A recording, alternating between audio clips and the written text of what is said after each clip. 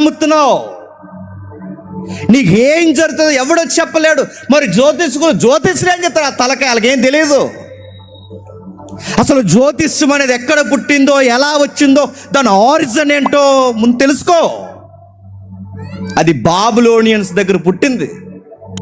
తెలుసుగా బాబిలోనియన్స్ అంటే?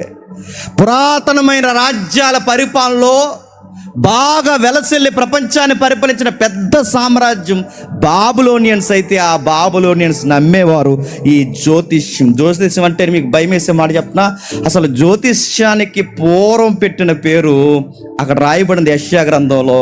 అక్కడ రాసిన మాట ఏమంటే చెప్పనా, కేశం అంటాడు దాని హెబ్రీలో. అంటే దాని అర్థం ఏంటంటే దయ్యాలతో మాట్లాడి దయ్యాల ద్వారా భవిష్యత్తు తెలుసుకోవాలనుకోవడమే బాబిలోనియన్స్ కనిపెట్టిన జ్యోతిష శాస్త్రం.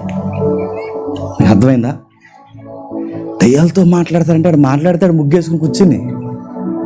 ఆడు ముగ్గేసుకుని కూర్చుని అలా మాట్లాడి కళ్ళు మూసుకుని అలా అంటాడు, ఏదోటి చెప్పమని ఆడికి ఏదో వినబడితే అది నీకు చెప్పేస్తాడు అంతే. ఏదో ఒకటి చెప్పమని. ఎక్కడుంది ఆ మాట ఒకసారి చూస్తారా పోనీ? ఎందుకంటే చూడండి ఒకసారి యెషయా గ్రంథం 47వ అధ్యాయం. యెషయా గ్రంథం అందరూ చూడండి, జాగ్రత్తగా వినండి. చాలా చాలా చాలా సున్నితమైన విషయం ఇది. యెషయా గ్రంథం 47వ అధ్యాయం 12వ వచనం. నీ బాల్యం అంటే నీ అంటే ఇక్కడ ఎవరు? బాబిలోనియన్స్.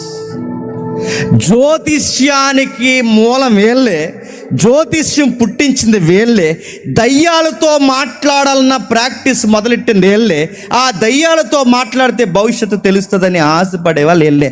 దీని నుంచే పుట్టిందండి సిల్లంగి, చేతబడి, శుద్ర పూజలు, చెత్త చెదారం, ముగ్గులు వేసుకుని కూర్చోవడం, కోడిపిల్లను కోయడం, పందులను కోయడం, కుక్కలను కోయడం, రక్తాన్ని చింతించడం, ఇంకా చెప్పాలంటే దిగంబరిగా కూర్చొని ఏవో మంత్రాలు చదవడం, పూసలు లెక్కెట్టుకోవడం. ఈ చెత్త ప్రాక్టీసులు అన్నీ ఎక్కడ పుట్టాయంటే నీ బాల్యమును నన్ను ఎవరినైతే అంటున్నాడు ఆ బాబిలోనియన్స్ దగ్గర పుట్టాయి. వాళ్ళు ప్రాక్టీస్ చేస్తారట, దయ్యంగాడితో ప్రాక్టీస్. వాడితో మాట్లాడాలి. ఎందుకంటే దయ్యంగాడితో ఎందుకు మాట్లాడతారా మీరు అని అడిగితే వాళ్ళ దగ్గర ఒక ఆన్సర్ ఉంది. రేపు ఏం జరుగుతుందో వాడు చెప్తాడు. ఎవడు చెప్తాడట? దయ్యంగాడు చెప్తాడట. ప్రపంచంలో మీరు ఇంటికి వెళ్తారు చూడండి, ప్రపంచంలో దెయ్యం రాసిన పుస్తకం అని ఒక నమ్మకం ఉంది తెలుసా? ఈ భయపడతానని చూపించట్లేదు దాన్ని. దానికి ఒక పెద్ద స్టోరీ ఉంది, చాలా మంది నమ్ముతారు దాన్ని. నిజంగానే దెయ్యం రాసినట్టు ఉంటుంది ఆ పుస్తకం. అది